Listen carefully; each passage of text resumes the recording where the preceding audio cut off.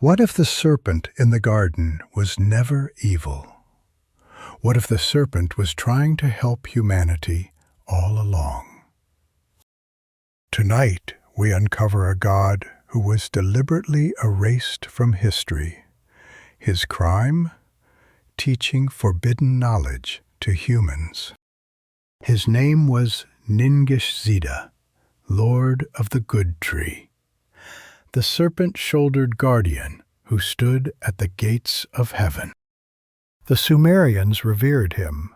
The Egyptians called him Thoth. The Greeks knew echoes of him as Hermes, the messenger. Somewhere between Mesopotamia and Egypt, his identity was split. His symbol was stolen. His story was inverted. The serpent that represented wisdom became the serpent that represented evil. This transformation was not accidental. Every hospital displays his symbol today. Two serpents winding around a staff. We see it without understanding. Tonight we trace Ningishzida from the clay tablets of Sumer to the temples of Egypt, to the symbols hidden in plain sight. This is a story of deliberate erasure, of knowledge deemed too dangerous for ordinary people to possess. The serpent was never the villain. The serpent was the teacher. And teachers of forbidden things are always silenced. Let us begin at the beginning. In ancient Sumer, where the first gods were given names and the first secrets were kept. This is the story of Ningishzida, the Serpent Lord they erased from history, and why they needed him forgotten. In the pantheon of ancient Sumer, among the great gods whose names echo through millennia, one figure stands apart in shadow. Ningishzida was never a king of the gods like Enlil or a cosmic force like Anu. He occupied a different role entirely, one that made him both essential and dangerous. He was a gatekeeper, a guardian of thresholds, a keeper of secrets that most beings were never meant to know. His very name encoded his function, Ningishzida, which translates as Lord of the Good Tree or Lord of the Trustworthy Tree. In a mythology obsessed with sacred trees and forbidden fruit, this name carries weight we are only beginning to understand. The Sumerians depicted Ningishzida with serpents rising from his shoulders, coiling upward like living extensions of his being. These were not symbols of evil or corruption. In Mesopotamian iconography, serpents represented regeneration, wisdom, and the mysteries of transformation.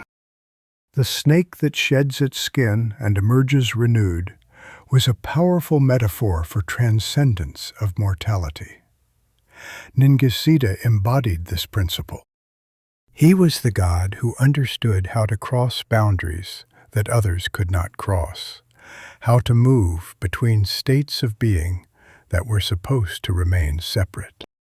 His parentage connected him to the underworld and its secrets. His father was Ningishzida, a deity associated with the realm of the dead and with healing. His mother was variously given as Ningirida or Ereshkigal, the queen of the underworld herself. This lineage positioned Ningishzida at the intersection of life and death. He understood both realms because he belonged to both.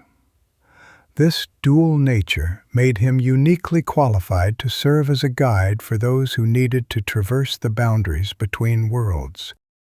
The city of Gishbanda in southern Mesopotamia was his primary cult center, though his worship extended throughout Sumer and into later Babylonian and Assyrian periods.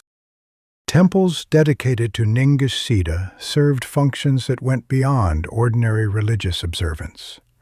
They were places of healing, of initiation, of transmission of sacred knowledge.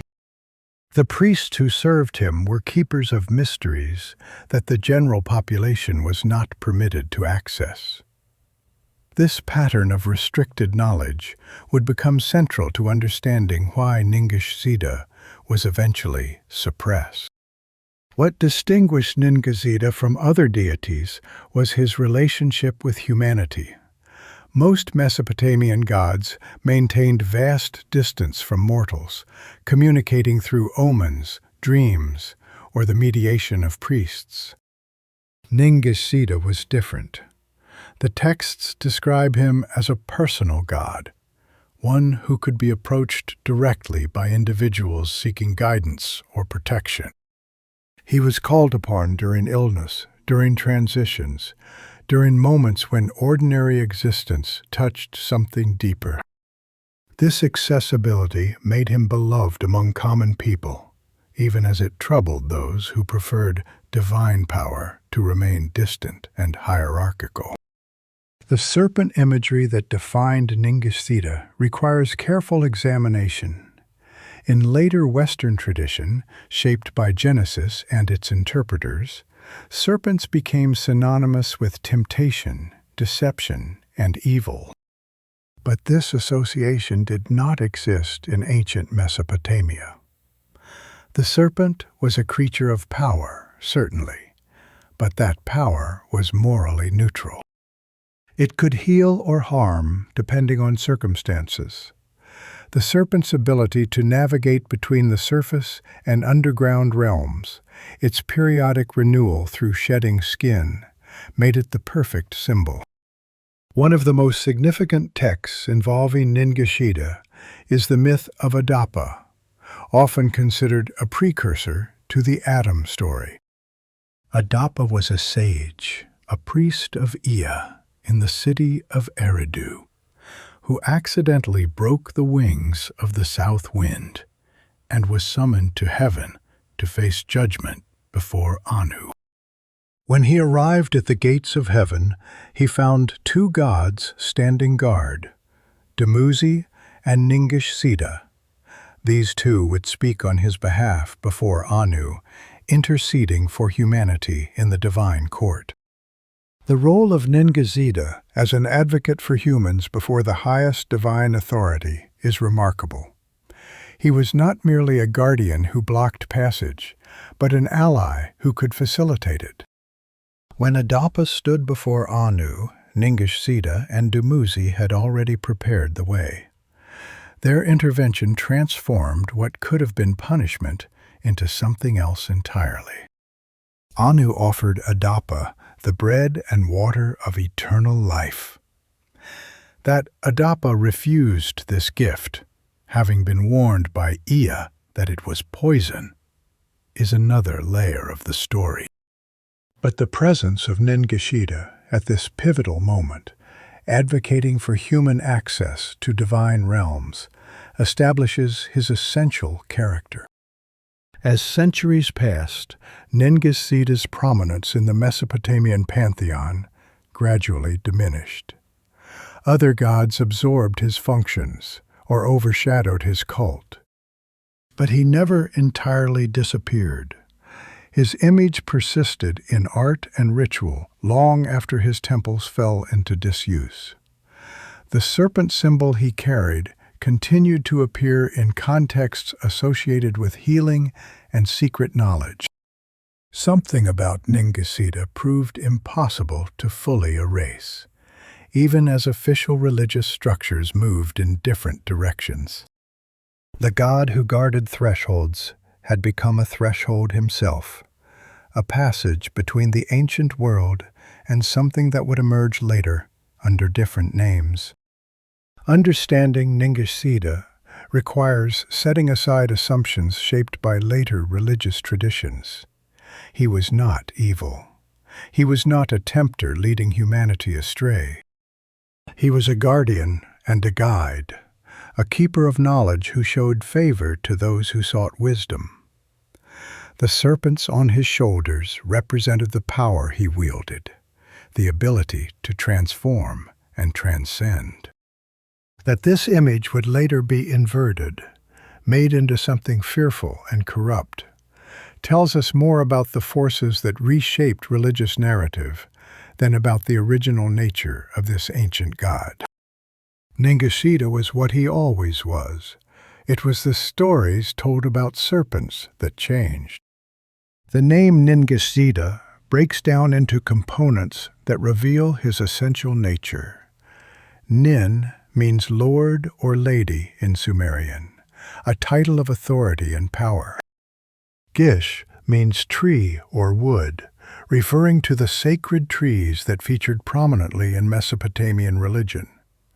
Zida means good, true, faithful, or legitimate. Together, these elements identify him as the Lord of the good tree, or the Lord of the faithful tree. In a mythological landscape where trees represented cosmic order, divine knowledge, and the boundary between mortal and immortal existence, this name placed Ningishzida at the center of the most profound mysteries. Sacred trees appear throughout ancient Mesopotamian art and text. The Tree of Life motif shows a stylized tree flanked by divine beings, often with winged figures reaching toward its branches or fruit. These images decorated palaces, temples, and cylinder seals. They represented something central to how the Mesopotamians understood the cosmos: a vertical axis connecting the underworld through the mortal realm to the heavens above. The tree was a ladder between worlds, a channel through which divine power flowed downward and through which exceptional beings might ascend upward.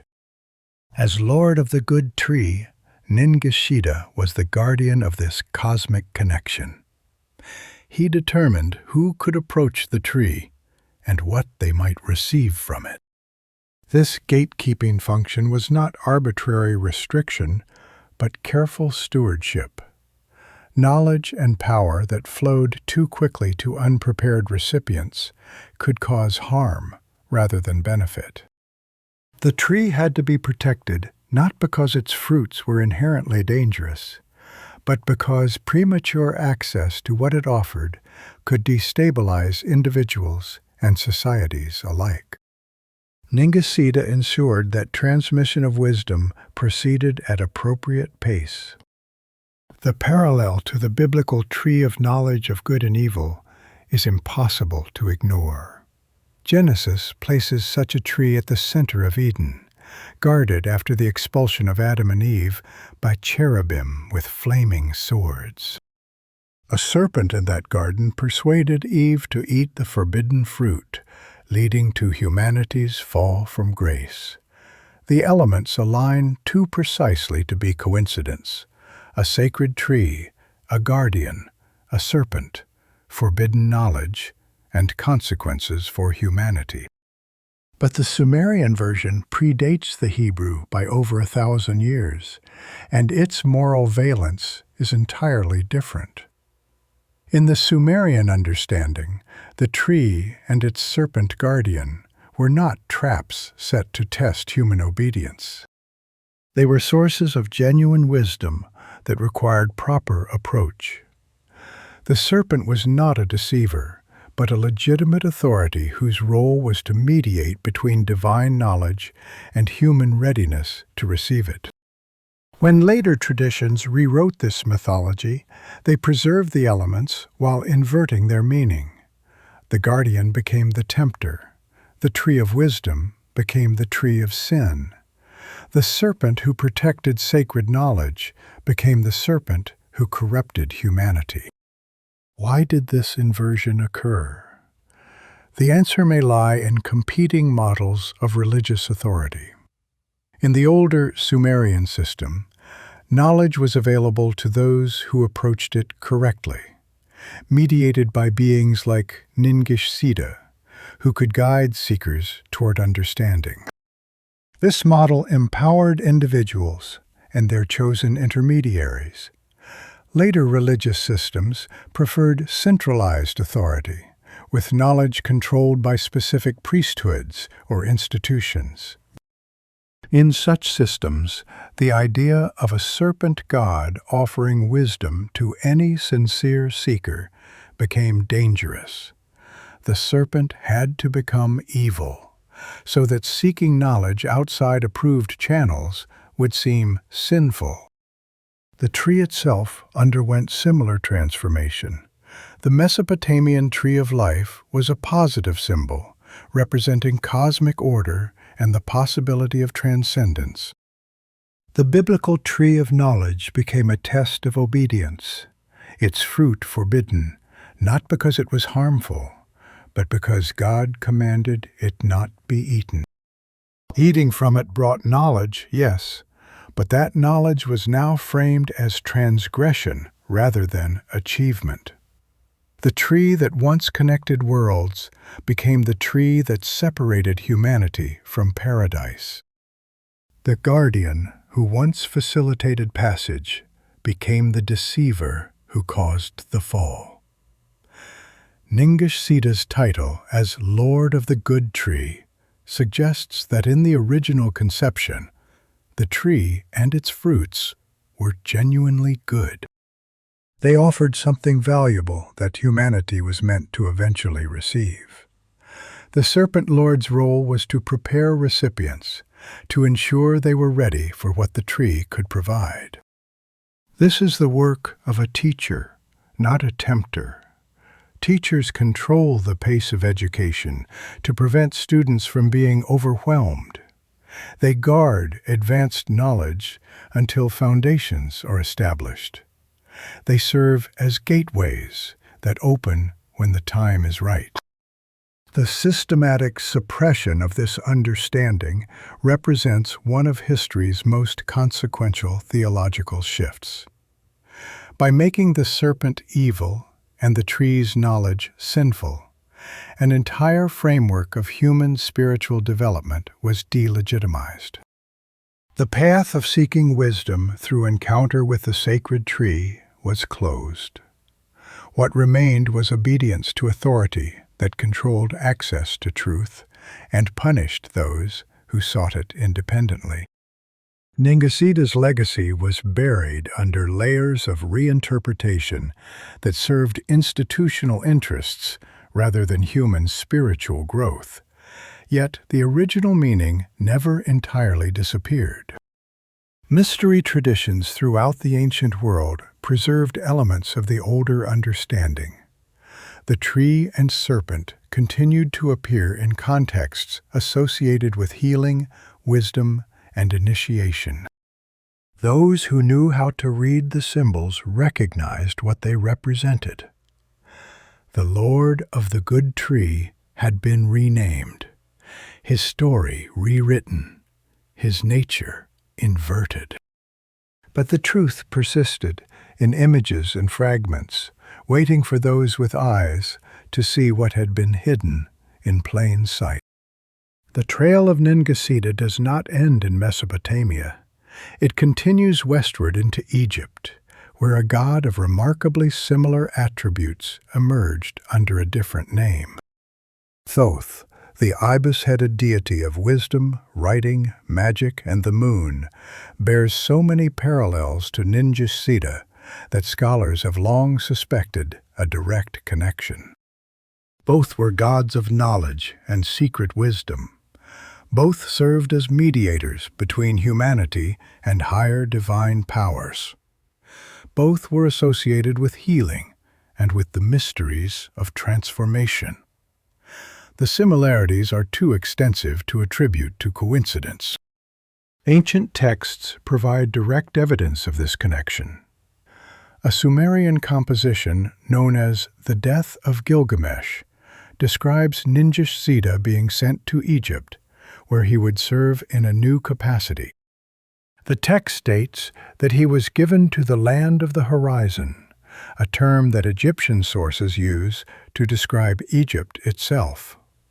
This remarkable passage suggests that the Mesopotamians themselves recognized that their serpent god had migrated, taking his wisdom and his functions to a new home among the temples of the Nile. The timing of this migration aligns with known historical contacts between Mesopotamia and Egypt during the late 4th and early 3rd millennia BCE. Trade routes connected the two civilizations.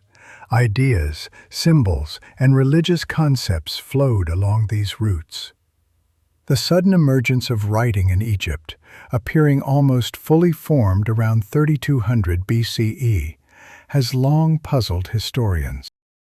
Some have proposed that the concept of writing, if not the specific script, was transmitted from Mesopotamia, where it had developed earlier. If writing could migrate, why not the god who is associated with sacred knowledge and its transmission? Thoth, in Egyptian mythology, served as a scribe of the gods, the inventor of writing, the keeper of divine records. He was called the Lord of the Divine Words and the One who reckons time. He stood in the Hall of Two Truths during the weighing of the heart ceremony, recording the verdict that determined whether a soul would enter the afterlife.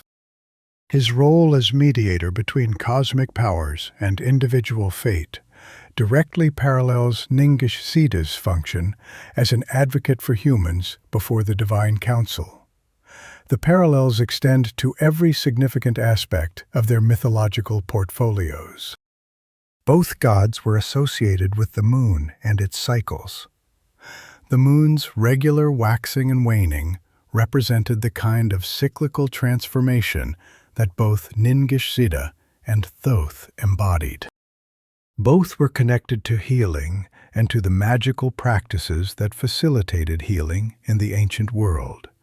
Both were considered masters of the sacred words and formulas that could affect reality when properly spoken. The accumulation of shared attributes moves well beyond coincidence into the territory of direct relationship between these two divine figures. The serpent connection appears in Thoth's mythology as well, though less prominently than with Ningishzida. Thoth was sometimes depicted with serpent imagery, and the uraeus, the rearing cobra that symbolized divine authority in Egypt, fell under his domain. More significantly, the Greek deity Hermes, who the Greeks explicitly identified with Thoth under the name Hermes Trismegistus, carried the Caduceus, the staff with two intertwined serpents that directly recalls the serpents rising from Ningishzida's shoulders. The symbol traveled with the god as his identity transformed across cultures. The Hermetic tradition, which emerged in the Greco-Roman period, combining Greek, Egyptian, and Mesopotamian elements, claimed to preserve the wisdom of Thoth Hermes in texts called the Hermetica. These writings discussed cosmic creation, the nature of the divine, the path to spiritual enlightenment, and the transformation of the soul. The tradition explicitly connected itself to Egyptian temple wisdom, while incorporating ideas that can be traced back through Thoth to Ningishzida and ancient Sumerian concepts. The Serpent Lord's teachings survived through this remarkable chain of transmission. The Emerald Tablet, perhaps the most famous Hermetic text, summarizes its doctrine in the phrase, "as above, so below." This principle, asserting that the macrocosm and microcosm reflect each other, describes exactly the kind of boundary-crossing wisdom that Ningishzida embodied. He was the Lord who understood how the celestial and terrestrial realms connected, how patterns in one manifested in the other. The Emerald Tablet claims to contain the secrets of Thoth Hermes. Through the chain of transmission, it may preserve fragments of what the Sumerian serpent god once taught. Why would Egyptian religion have absorbed a Mesopotamian deity? The answer may lie in what Ningishzida represented. He was a god of exactly the kind of wisdom that Egyptian priests valued. Esoteric knowledge, transformative practices, understanding of the boundaries between worlds. If priests or initiates traveled from Mesopotamia, bringing accounts of such a deity, Egyptian religious specialists would have recognized a kindred figure. They would have integrated his attributes into their own system, perhaps identifying him with an existing god like Thoth, or allowing his characteristics to shape how Thoth was understood. The integration was so complete that Egyptian sources rarely acknowledge the foreign origin of elements that seem clearly Mesopotamian. This was standard practice in ancient religious syncretism. Gods were understood to be universal powers who simply had different names in different places. Thoth was not borrowed from Mesopotamia in Egyptian understanding. Thoth was the Egyptian name for a cosmic principle that Mesopotamians called Ningishzida. The god did not change when he crossed cultural boundaries. Only the language used to describe him changed. This pattern of transmission and transformation would continue as Thoth became Hermes in Greek interpretation, and as Hermes' attributes spread throughout the Mediterranean world. At each stage, core elements persisted: the association with wisdom and writing, the function as messenger and mediator, the connection to healing and magic, the serpent symbolism. Ningishzida's essence proved remarkably durable, even as his original name was forgotten. The Lord of the Good Tree had become the 3 times great Hermes, and his teachings had spread far beyond the banks of the Tigris and Euphrates. Understanding this chain of transmission changes how we interpret the Western esoteric tradition. What appears to be Greek philosophy, or Egyptian mysticism, or Hermetic speculation, often contains elements that trace back to the earliest civilization on Earth. The serpent who offers wisdom is not the serpent of Genesis, villain of the fall. It is Ningishzida, the faithful guardian, the Lord of the Tree, the God who advocated for humanity in the courts of heaven. His image was preserved even as his name was lost, waiting to be recognized by those who learn to see through the layers of reinterpretation. Walk into any hospital, any pharmacy, any medical facility in the Western world, and you will likely see a symbol, a staff with 1 or 2 serpents coiled around it. This is the Caduceus, the rod of Hermes, or its close relative, the rod of Asclepius. We see this image so frequently that it has become invisible, mere decoration associated with healing. But the symbol carries a message from the ancient world, a direct connection to Ningishzida that has survived thousands of years of religious and cultural transformation. The Serpent Lord's emblem remains with us, unrecognized. The Caduceus, in its classical form, shows 2 serpents intertwined around a central staff, often topped with wings. This is the staff of Hermes, the Greek messenger god who guided souls to the underworld and presided over boundaries and transitions. Hermes, as we have traced, was identified with Thoth, who in turn connected to Ningishzida. The serpents on Hermes' staff are the same serpents that rose from Ningishzida's shoulders in Sumerian art. The symbol traveled across millennia and continents, preserving its form even as its meaning was progressively obscured. The rod of Asclepius, which features a single serpent around a staff, has an even more direct connection to healing. Asclepius was the Greek god of medicine, whose temples served as centers of healing where the sick would sleep and receive therapeutic dreams. The serpent was his sacred animal, kept in his temples, and involved in healing rituals. This association of serpents with healing was not Greek invention. It traced back through Egyptian practices to Mesopotamian origins, where Ningishzida and his father Ninazu both connected the serpent symbol to the healing arts. The choice of the serpent as a healing symbol makes sense once we understand what the serpent represented.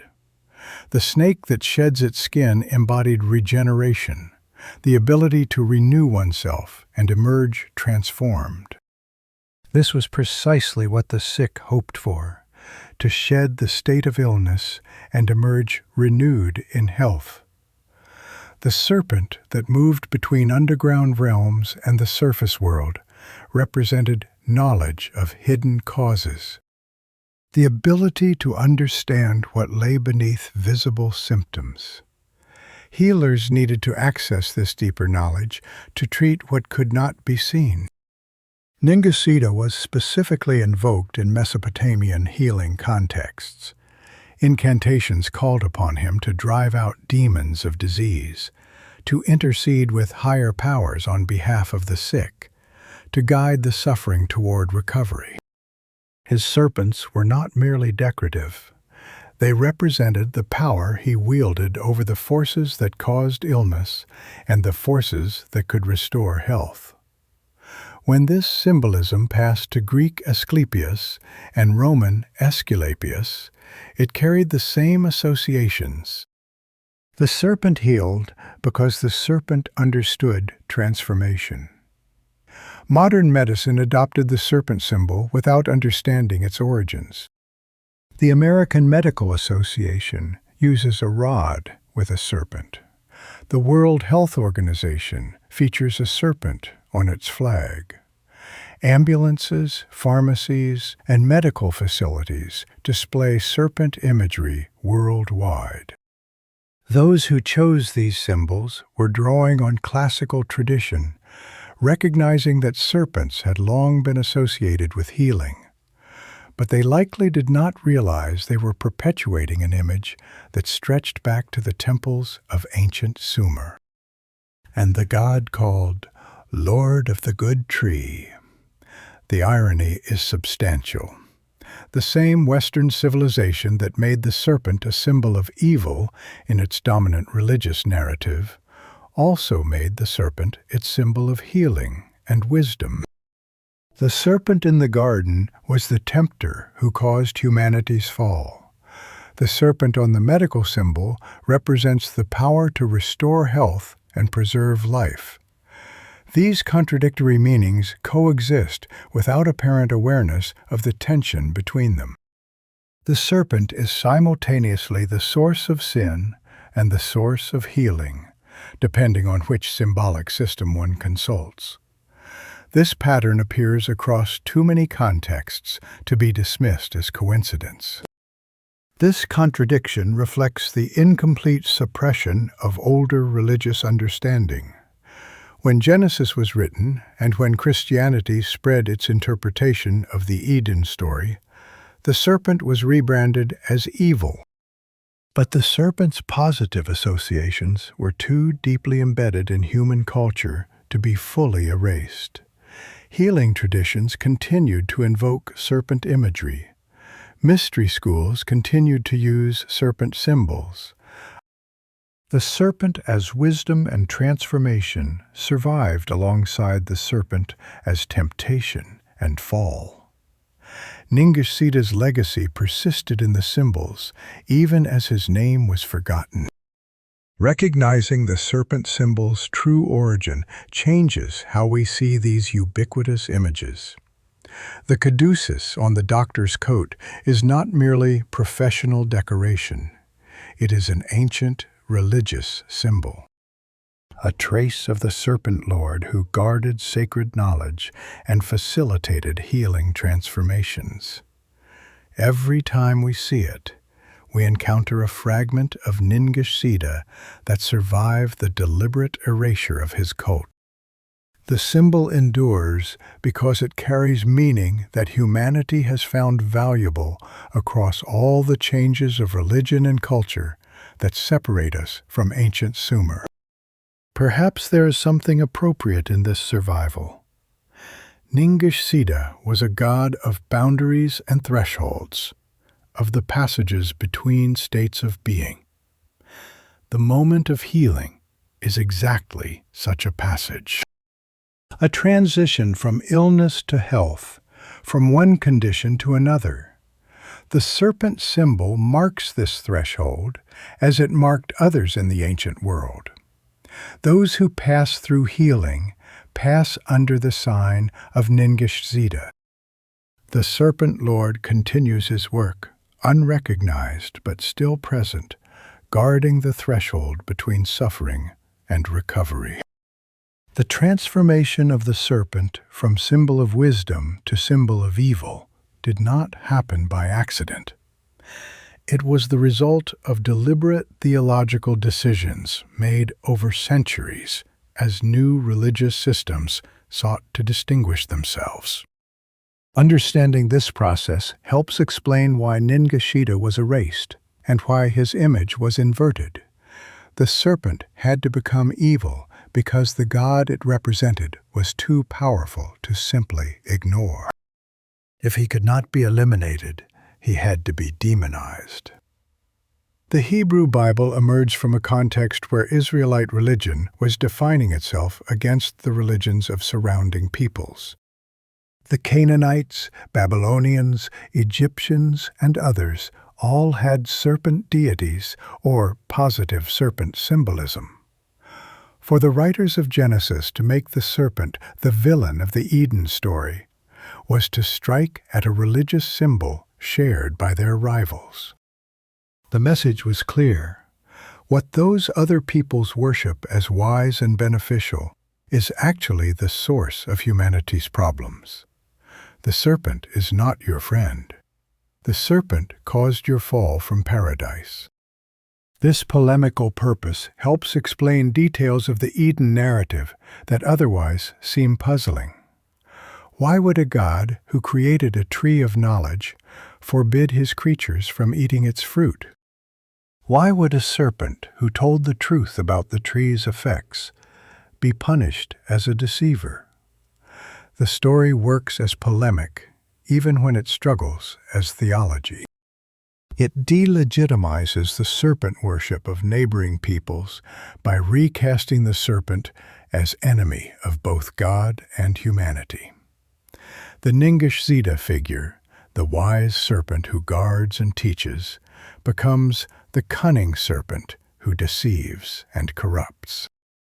Christianity inherited and intensified this anti-serpent stance. The Book of Revelation explicitly identifies the serpent of Eden with Satan, the cosmic adversary of God and humanity. What had been a story about one garden became a story about the fundamental conflict between good and evil across all time. The serpent was not merely a creature who made one bad suggestion. The serpent was the devil himself, the ancient enemy whose defeat would mark the end of history. With this identification, any positive serpent symbolism became suspect, potentially satanic. The process of demonization extended beyond the serpent to encompass entire categories of knowledge and practice. Healing arts that invoked serpent imagery were viewed with suspicion. Mystery traditions that used serpent symbolism were condemned as occult and dangerous.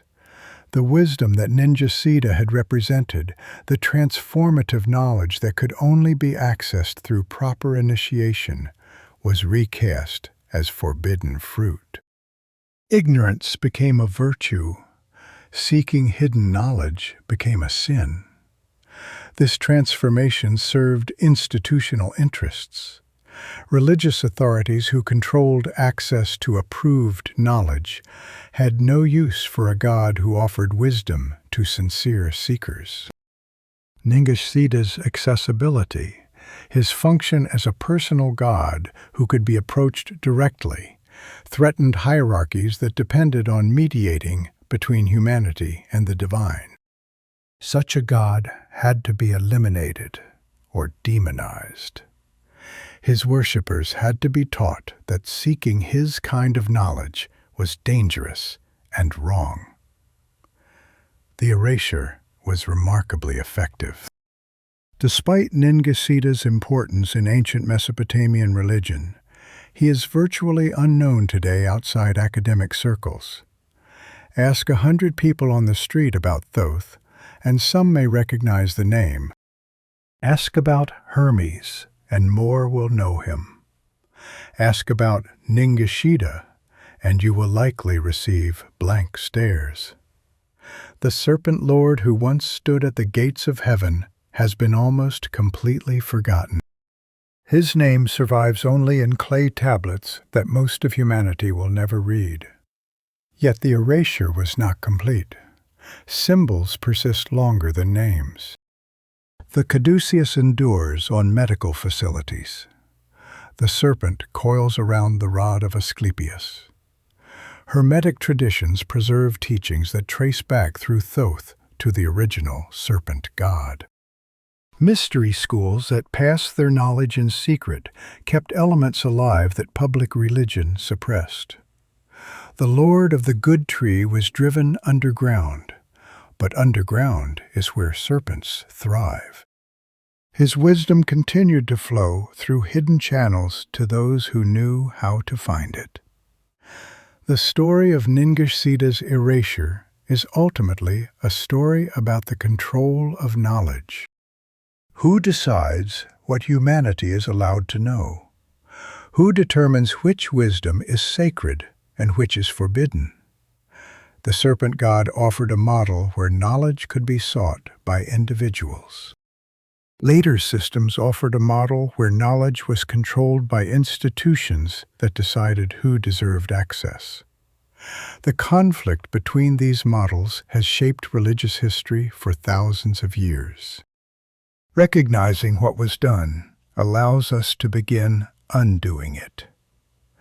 Ningishzida was not evil. The serpent was not the enemy.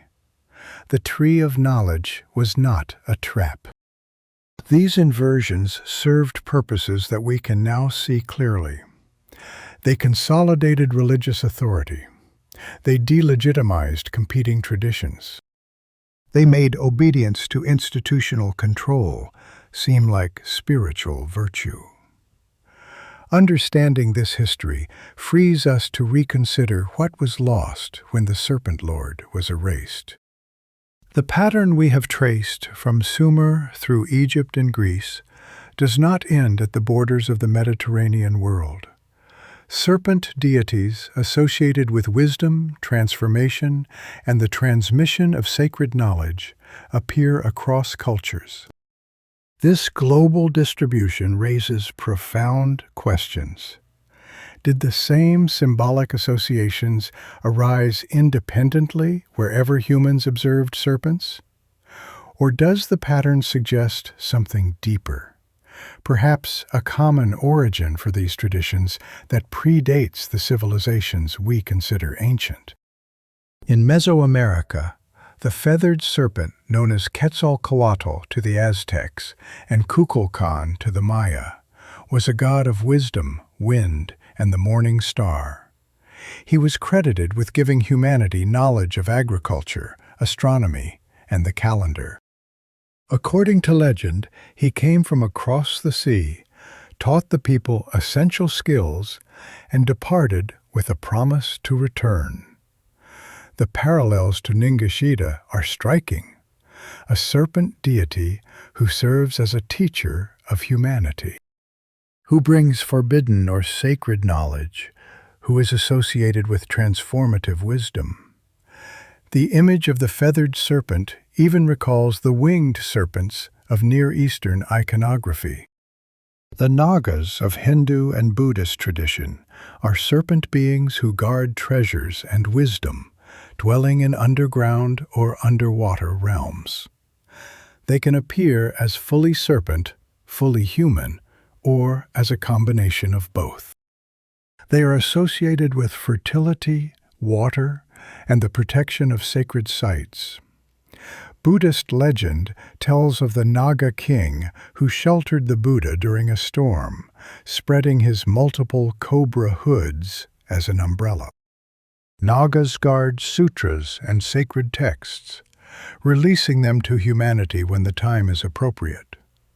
This function directly parallels Ningishzida's role as guardian of knowledge that must be protected until seekers are ready. Chinese dragons, though depicted differently from Western serpents, share essential characteristics with the Serpent Lords of other traditions. They are associated with water, transformation, and cosmic power. They are fundamentally beneficent beings in Chinese tradition, symbols of imperial authority and celestial blessing. The dragon brings rain for crops, guards treasures of wisdom, and represents the dynamic force that animates the universe. Unlike the Western dragon, derived from the demonized serpent, the Chinese dragon preserves the positive associations that older Mediterranean traditions once held. In Australia, the rainbow serpent of Aboriginal tradition is one of the most important ancestral beings. This creator deity shaped the landscape during the dream time, forming rivers and mountains as it moved across the land. The rainbow serpent is associated with water, fertility, and the cycles of wet and dry seasons. It punishes those who violate sacred law, but blesses those who maintain proper relationship with the land and its spirits. The serpent's cosmic creative power and role as guardian of sacred order echo themes we have traced through Mesopotamia and beyond. African traditions likewise feature powerful serpent deities. The Dan of West African Vodun is a serpent spirit associated with the rainbow, with continuity and movement, with the connection between different realms of existence. The python is sacred in many African cultures, associated with ancestral wisdom and the spirits of the dead. These traditions developed independently of Mediterranean influence. Yet they associate serpents with precisely the themes that Ningishzida embodied: boundaries, transformation, wisdom, and the transmission of sacred knowledge across generations. How do we explain this global pattern? One possibility is that the serpent's biological characteristics naturally evoke certain symbolic associations. Snakes shed their skin and appear to renew themselves. They move between surface and underground realms. They can kill with their bite, yet many cultures discovered their medicinal uses. These observable traits might independently generate similar symbolic meanings in any culture that lived alongside serpents. Another possibility takes the pattern as evidence of connections between ancient cultures that we do not fully understand. If traditions of a serpent teacher spread from a common origin in deepest antiquity, the global distribution would reflect shared inheritance. This hypothesis is unprovable with current evidence, but not implausible. Human populations have moved and mixed throughout prehistory. Ideas can travel vast distances through chains of transmission. What looks like independent invention might be variations on a theme. A third possibility combines elements of both. Serpents may naturally evoke certain symbolic responses due to their biology. These responses were then elaborated differently in different cultures, creating unique mythologies around a common core of associations. Occasional contact between civilizations could have reinforced and enriched these traditions without being their sole source. The global serpent pattern would then reflect both universal human psychology and specific historical transmissions. Whatever explanation we prefer, the pattern itself demands recognition. Ningishzida was not an isolated phenomenon. He was the Mesopotamian expression of something humanity has recognized across every inhabited continent. The serpent who brings wisdom, who guards thresholds, who facilitates transformation, appears wherever we look in the ancient world. Only in relatively recent Western tradition did this figure become purely evil. The rest of human history and the majority of human cultures tell a different story, one that Ningishzida's legacy preserves for those who learn to recognize it. If Ningishzida was truly a guardian and teacher of sacred knowledge, the obvious question arises: what knowledge did he guard and teach? What was contained in the tree whose fruits were forbidden to those not ready to receive them? Ancient texts hint at answers without providing them explicitly.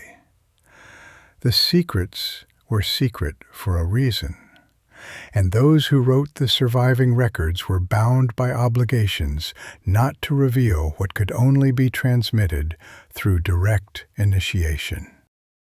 But fragments and implications allow us to reconstruct at least the outlines of what Ningishzida protected. Healing arts formed one category of this knowledge.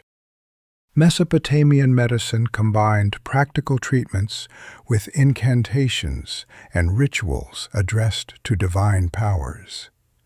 Ningishzida and his father Ninazu presided over aspects of this healing wisdom. The serpent symbol's enduring association with medicine reflects this ancient connection. The knowledge involved was not merely lists of remedies, but understanding of how disease and health related to larger cosmic patterns. True healing required understanding of causes that lay beneath visible symptoms.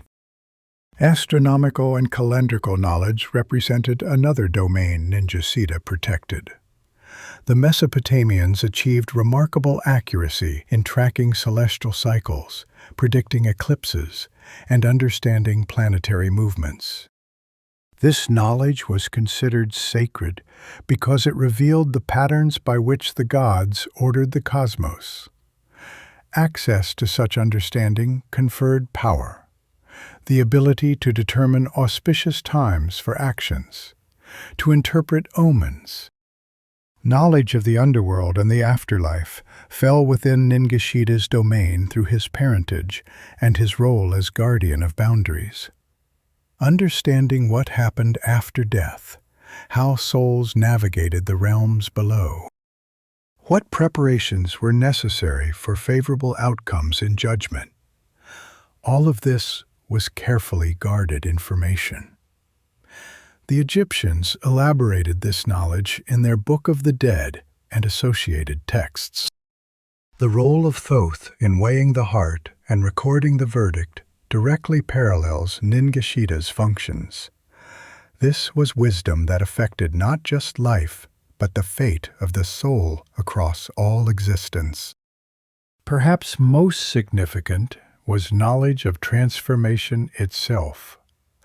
Ningishzida's serpent symbolism pointed to the mystery of how beings could change their fundamental nature. The snake that shed its skin provided a visible example of what remained mostly invisible: the capacity for radical renewal, for leaving behind an old form and emerging into a new one. This transformation was what initiates sought in mystery traditions throughout the ancient world. Dying to the old self and being reborn into new understanding was the core experience that Ningishzida's teachings facilitated.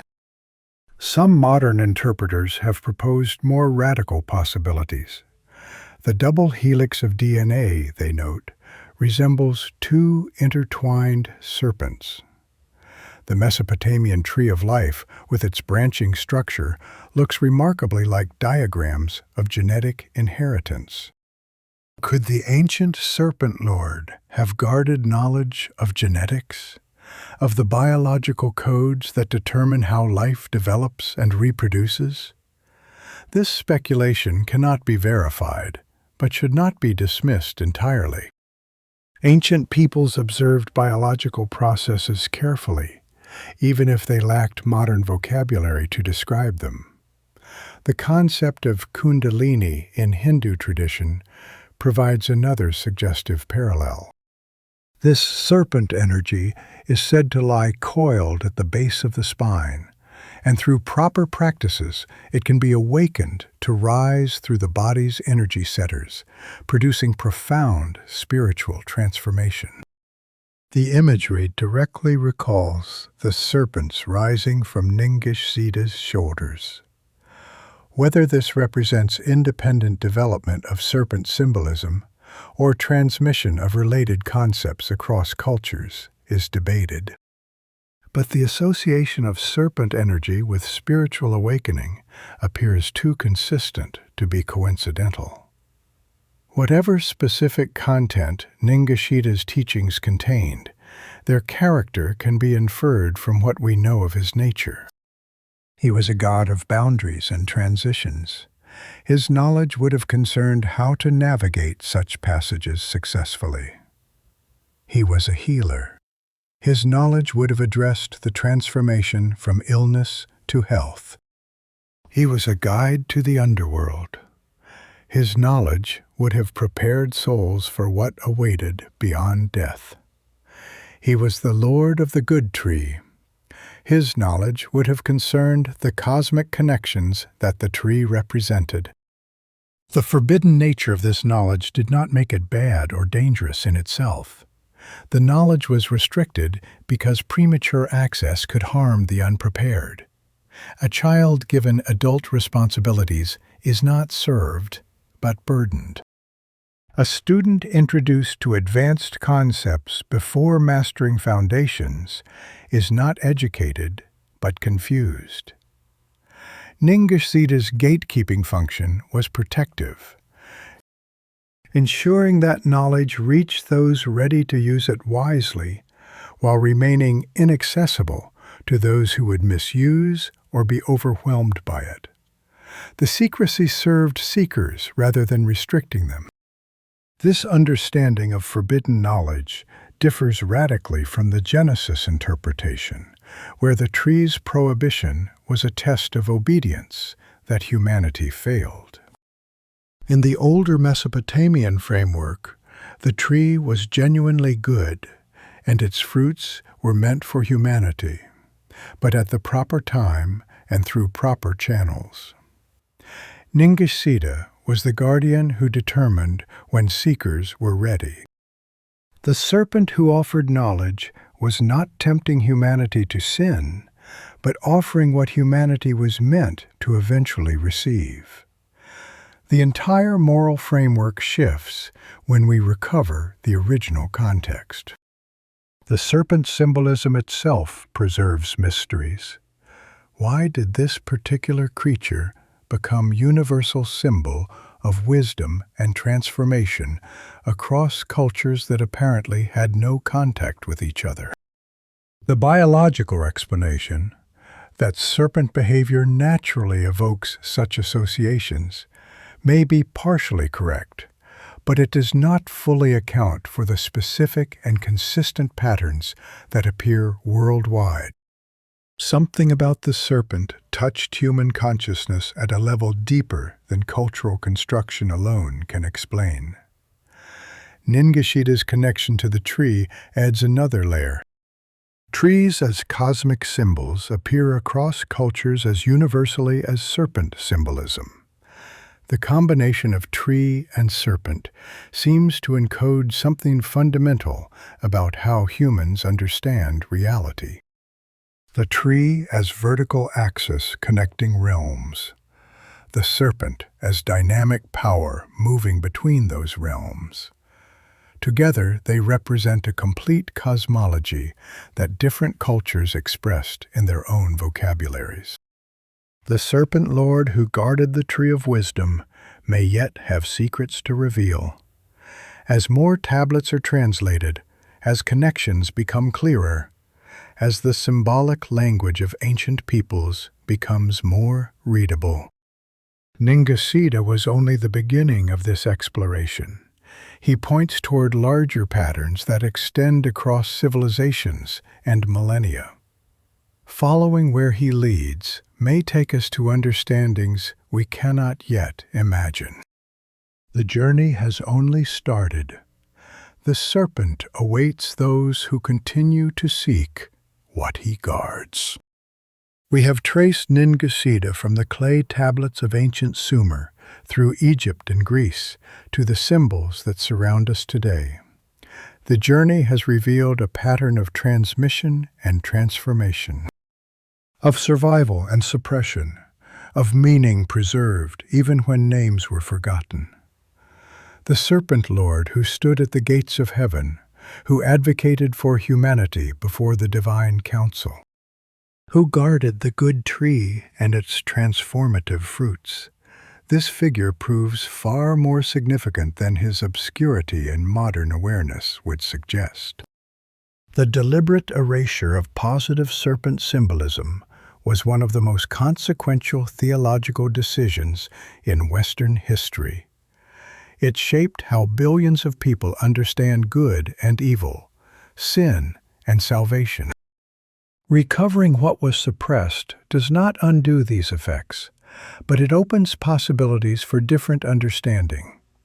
We are not bound to interpretations imposed by those who had reasons to suppress alternatives. The serpent symbol will never be fully comfortable in a civilization shaped by Genesis and its interpreters. The tension between the healing serpent on the medical symbol and the evil serpent in the garden will persist. But this tension can be productive if we allow it to prompt reflection rather than simply living with unexamined contradiction. Why is the serpent both healer and deceiver? The answer lies in history rather than theology. The serpent was healer first. It became deceiver later, through deliberate rewriting that served particular interests. For those who feel drawn to explore Ningishzida's legacy further, paths exist. The academic literature on Mesopotamian religion continues to grow. Translations of primary texts are increasingly accessible. The serpent symbol itself serves as a focus for meditation and reflection. The God who was erased did not cease to exist. He merely waits in a different form of obscurity, available to those who seek him out. The global pattern of serpent deities associated with wisdom reminds us that Ningishzida was not merely local phenomenon. Quetzalcoatl, the Nagas, the rainbow serpent, the dragons of China. These figures across cultures share essential characteristics with the Mesopotamian Serpent Lord. Whether this reflects independent development, ancient transmission, or something we do not yet understand, the pattern demands recognition. Humanity has consistently associated serpents with transformation, wisdom, and sacred power. Only relatively recent Western tradition has reversed this association. What would it mean to recover the serpent as symbol of healing and wisdom rather than temptation and evil? Perhaps nothing for those content with existing interpretations. Perhaps everything for those who have sensed that something valuable was lost when the serpent was demonized. The recovery does not require abandoning later traditions entirely. It requires recognizing them as developments from earlier sources that can be evaluated and, where appropriate, reconsidered. The Serpent Lord does not demand worship. He offers knowledge, to those who seek it. The tree remains as well. Across traditions, the sacred tree represents the connection between realms of existence, the possibility of ascent from ordinary awareness to higher understanding. The Lord of the good tree guarded this connection, ensuring that access occurred appropriately. This guardianship function remains meaningful. Knowledge should be accessible to sincere seekers, while being protected from those who would misuse it.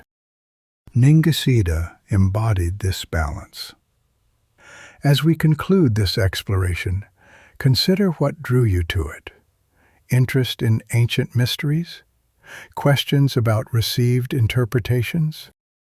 Intuition that the serpent deserved better than its biblical treatment? Whatever brought you here, something resonates. That resonance is itself meaningful. We are drawn to what we need to encounter. The Serpent Lord reaches those who are meant to find him. The tree reveals its fruits to those prepared to receive them. These principles operated in ancient Sumer and operate still. The serpent they erased did not disappear. He transformed as serpents do. He shed one form and emerged in another. He went underground and waited for conditions that would allow his return to surface awareness. Those conditions are emerging now. The scholarship exists, the interest exists, the possibility of understanding exists. Ningishzida has waited 5,000 years.